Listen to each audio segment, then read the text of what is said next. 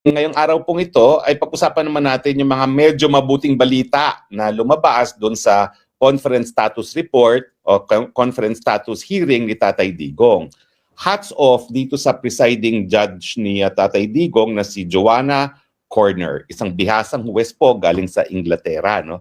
Ano ba yung sinasabi kong dalawang mabuting balita na sinasabi dahil nga dito sa obserbasyon itong si Joanna Corner, si Judge Corner? Well, unang-una, yung siya ay nagsalita na siya ay nagkakaroon ng alinlangan na mag-schedule ng dire-diretsong paglilitis kay Tatay Digong dahil nga sa edad at sa estado ng kalusugan ni Tatay Digong na 82 anyos. Ano ibig sabihin yan? Well, kasi alam mo naman, hindi ring spring chicken itong si Judge Corner. No? So siguro naintindihan niya talaga anong epekto ng edad, hindi lang doon sa pang-araw-araw na buhay, kundi doon sa abilidad na humarap sa paglilitis. Kasi itong paglilitis nga ito, hindi gaya ng mga naunang pagdinig na sa kaso ni Tatay Digong, si Tatay Digong ay i-require na mag-attend. Dahil merong karapatan ang mga akusado na harapin ang kanilang mga nagsasakdal at ganun din, may mga karapatan din ng mga biktima di umano na harapin yung kanilang dinidimanda. No? So ang sabi niya, bagamat nagtakda siya na ang simula ng pagbibista ay November 30, hindi siya magbibigay talaga ng fixed dates dahil sa tingin niya hindi kakayanin ng dire-diretsong paglilitis. So ang iniisip niya ay magkakaroon ng break sa gitna ng kada linggo para naman makapagpahinga si Tatay Digong. Mabuting balita po yan kasi naghain na naman ang abogado ni Tatay Digong na si Peter Haynes ng panibagong motion para examine muli ang physical at mental na condition ni Tatay Digong para nga sa kanyang pagharap sa paglilitis. At ang sabi niya, karapatan naman ni Tatay Digong na every 120 days ay magkaroon ng ganyang examination at itong motion na ito ay hinain sa kabila ng report mismo ng registry na nag-confirm na talagang natutumba-tumba na si Tatay Digong. No? So, meron ng pag-amin na parang meron ng banta sa buhay si Tatay Digong dahil siya ay natutumba na maski siya ay naglalakad lamang doon sa loob ng detention facilities at dahil po dyan, umamin na yung West na dumidinig sa kaso ni Tatay Digong na hindi po pwede talagang dire-diretso at syempre, ang tingin ko naman, talagang pagbibigyan niya itong si Peter Haynes na ma-examine ang kondisyon ni Tatay Digong. Sa tingin ko, mabuti na rin na lumipat na tayo sa trial chamber kasi parang wala tayong pag-asa dun sa pre-trial chamber judges. No? Well, di ko naman sila masisisi kasi nga nagkaroon ng mga motion para i-inhibit ang ilan sa kanila at pati yung prosecutor. No? So ito at least fresh start. Bagong abogado, wala namang kahit anong motion na hinain itong si Peter Haynes na pinapaalis ang kahit sinong West. So walang dahilan para pag-inita naman itong si Tatay Digong. Kaya sa tingin ko, nagiging mas patas itong trial chamber kay Tatay Digong kaysa yung mga pre-trial chamber na parang galit kay Tatay Digong. Kung nakikita niyo yung mukha ng presiding judge dun sa confirmation of charges, kulang na lamunin niya yung mga abogado ni Tatay Digong. No? Anyway, ang pangalawang mabuting balita ay yung obserbasyon nitong si Judge Croner na napakadami namang beses na i-offer into evidence yung mga pananalita ni Tatay Digong. Mahigit 122 daw ang mga pagkakataon na sinasabi ni Tatay Digong na papatayin ko kayo mga biktima ng drug war. Ang sabi nga nung judge, kinakailangan pa bang i-offer yan? So ano pong indikasyon yan? Ang indikasyon niya na hindi niya masyado binibigyan ng halaga yung mga salita kasi politiko si Tatay Digong. Salitang politiko talaga yung mga bagay-bagay na yan. Bakit? Talaga namang ang pangako niya, lalabanan ng kriminalidad. Pero lalabanan ng kriminalidad sa konteksto na siya ay naging piskal, tagapagpatupad ng batas. Ibig sabihin, ang labanan within the rule of law at hindi naman sinasabi na baliwalain ng batas. No? So sa akin, good news din yan kasi kinikilala nitong presiding judge ni Tatay Digong na kahit ilang beses pa ulit-ulitin ni Tatay Digong yung mga ganyang salita na papatayin niya ang mga nanunulak ng pinagbabawal na droga, yan ay salita lamang. At kinakailangan na ipakita talaga yung intensyon na talagang patayin or gawin yung sinasabi niyang pagpatay at hindi lang mga pananalita. Kaya nga, nagsabi siya, bakit pa baka kinakailangan na tanggapin into evidence yung mga yan na napakadaming beses naman pinapaulit-ulit na. Baka wala na nga yung evidentiary value kasi halatang-halata na salitang politiko lang yan. So mabuting balita po yan. So anyway, antayin natin ang susunod ng mga kabanata pero so far, so good po Ako po'y nakakatulog ngayon, kampante na itong si Peter Haynes at si Kate Gibson, ang pinakamagaling na mga abogado talaga na depenshan si Tatay Digong.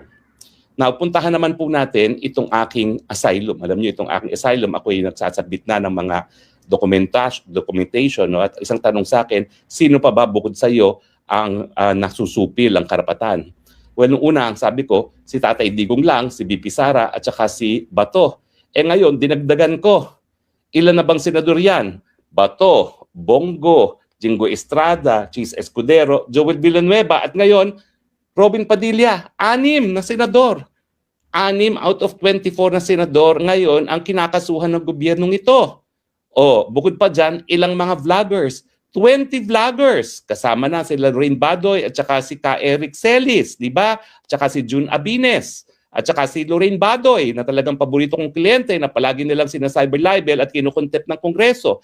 At iba pang mga vloggers no, na demanda. No? At syempre, nadyan ang aking paboritong best friend, si Mother Dragon, the queen of all wanted of the Philippine government.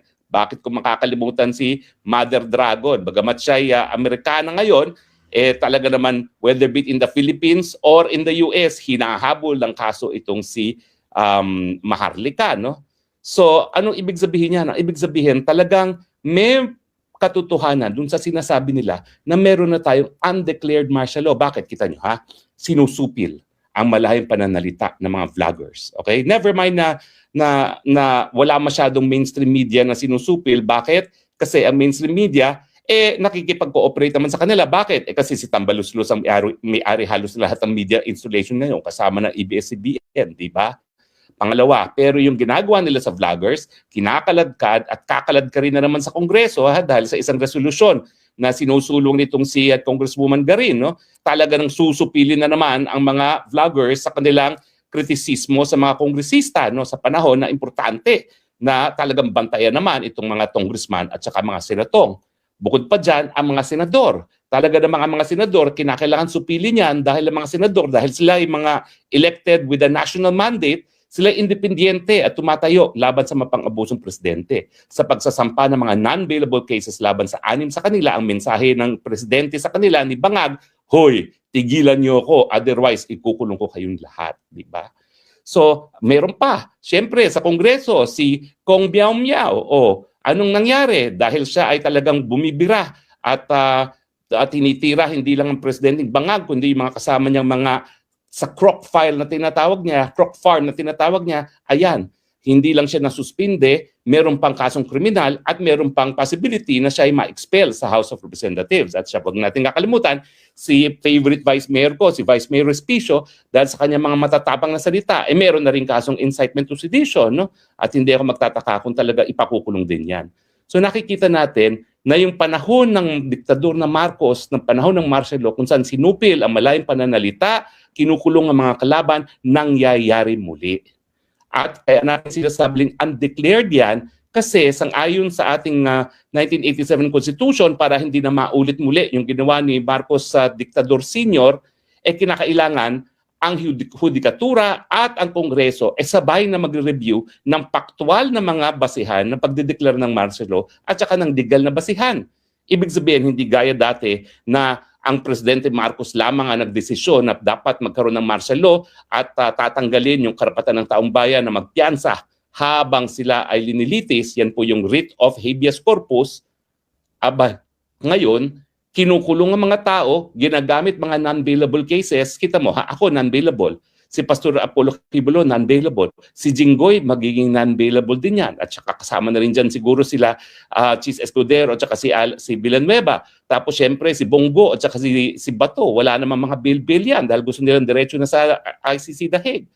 So para bagang suspendido na rin ang writ of habeas corpus dahil ang epekto ay kapreho ng kawalan ng writ of habeas corpus. Kulong ka. Pero ikaw, ang pagkakaiba ng diktador at saka ngayon, ginagamit ang common crimes, ang pinakapaborito nila ay human trafficking and plunder para ikulong na walang piyansa ang mga kalaban ng gobyerno. Parehong epekto, talagang panunupil sa karapatang pantao, panunupil sa kalaban ng gobyerno, pero walang martial law na po pwedeng madeklara na walang legal na basihan ng hukuman at ng lehislatura. Di ba? Walang ya. Bangag nga, walang ya naman. At ang may mga nagsasabi na ang nasa likod dito ay walang iba kung hindi si Lisa Tanas din. Dahil siya ay abogado, alam niya kung paano gagamitin ang batas para supilin ang mga kalaban ng administrasyon. Pilipinas, panunupil ka ba? Ako hindi na. Meron na ako non-bailable. Kaya sinasabi ko, tanggalin na natin sa pwesto ang mga bangag. Tanggalin na natin sa pwesto ang mastermind ng kurakutan sa Marcos. Tanggalin sa pwesto si Marcos Jr. Sipain natin siya gaya ng sinilipa natin ng kanyang ama dahil wala silang silbi sa mga Pilipino. Pag hindi pa kayo gumalaw para tanggalin yan, mauubos ang lahat ng mga naninindigan laban sa korupsyon, laban sa karukutan, laban sa mga addictus benedictus. Pilipinas, kailan pa kayo gagalaw? Kung naubos na tayo, wag naman po. Sobra na, tama na, now na. Palitan ang presidente, iluklok ang nasa tamang pag-iisip, BP Sara Duterte, now na, not in 2028. Salamat po sa inyong patuloy na pagtangkilik. Ito po yung Spokesang Bayan nagsasabi, I love you Philippines. You're the only country that I have. You're the only country that I will love.